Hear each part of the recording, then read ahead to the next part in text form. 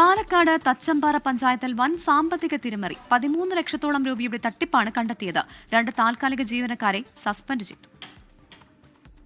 കേന്ദ്ര ധനകാര്യ കമ്മീഷന്റെ ഗ്രാന്റ് വരുന്ന പഞ്ചായത്തിന്റെ ബാങ്ക് അക്കൗണ്ട് ഉദ്യോഗസ്ഥൻ പരിശോധിച്ചപ്പോഴാണ് 13 ലക്ഷത്തോളം രൂപ പിൻവലിച്ചിരിക്കുന്നതായി കണ്ടെത്തിയത്. തുടർന്ന് പഞ്ചായത്ത് ജോയിന്റ് ഡയറക്ടർ നടത്തിയ പരിശോധനയിലാണ് 2025-26 സാമ്പത്തിക വർഷത്തിൽ 17 തവണകളിലായി നടന്ന ക്രമക്കേട് കണ്ടെത്തിയത്.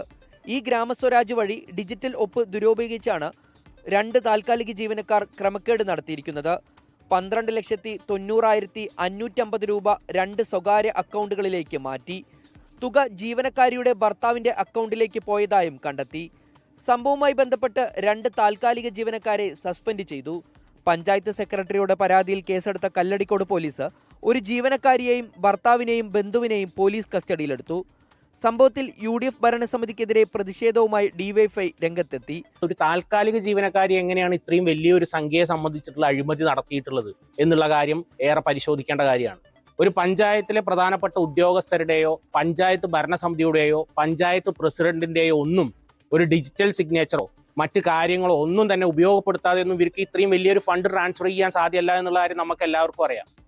ക്രമക്കേടിൽ സമഗ്രമായ വിജിലൻസ് അന്വേഷണം വേണമെന്ന് പ്രതിപക്ഷം ആവശ്യപ്പെട്ടു. 24 പാലക്കാട്.